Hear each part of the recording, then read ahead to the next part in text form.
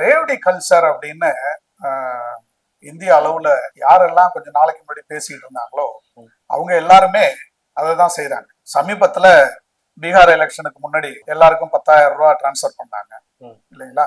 இது வந்து எப்படி சொல்றதுங்க, மக்களை சோம்பேறி ஆக்கிறதுக்காக கொடுத்தாங்கன்னு சொல்ல முடியுமா? இல்ல தமிழ்நாட்டுல அடுத்த தேர்தல் கட்சிகள் எல்லாம் தேர்தல் அறிக்கை வெளியிட போறாங்க. எந்த கட்சியாவது நான் யாருக்குமே எதுவுமே கொடுக்க மாட்டேன் அப்படின்னு சொல்றதுக்கு தயாரா இருக்காங்களா? உரிமை தொகையை நாங்க நிறுத்திடுவோம் அப்படின்னு சொல்றதுக்கு இன்னைக்கு ஆட்சிக்கு வரணும்னு துடிச்சுக்கிட்டு இருக்கிற எதிர்கட்சிகள்ல எந்த ஒரு கட்சியாவது நான் மகளிர் உரிமை தொகையை எங்களுடைய கட்சி கொடுக்காது, புதுமை பெண் திட்டத்துல நாங்க கல்வி உதவிக்கு பணம் கொடுக்க மாட்டோம், இல்ல விடியல் பயணம் அப்படிங்கிற போக்குவரத்து விலையில்லா போக்குவரத்து பேருந்தை வந்து நாங்க போக்குவரத்தை நிறுத்திடுவோம்.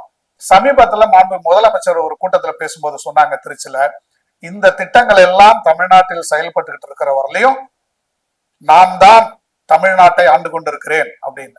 இது வந்து அண்ணா எப்படி அவங்க சொன்னாங்களோ, இருமொழி கொள்கை தான் தமிழ்நாட்டுல இருக்கிற வரலையும், சுயமரியாதை திருமணங்கள் தமிழ்நாட்டுல மாறாம இருக்கிற வரைக்கும், தமிழ்நாடுங்கிற பேரு இருக்கிற வரலையும், அதை யாரும் மாத்துறதுக்குன்னு முயற்சி பண்ணா தமிழ்நாட்டுல எழுகின்ற எதிர்ப்பு அதை பார்த்து அவங்க அதுக்கான எண்ணமே வராம இருக்கிற வரைக்கும் இந்த அண்ணாதுரை தான் நாளுகிறான் அப்படின்னு அவங்க சொன்னாங்க. அதே தான் இப்பயுமே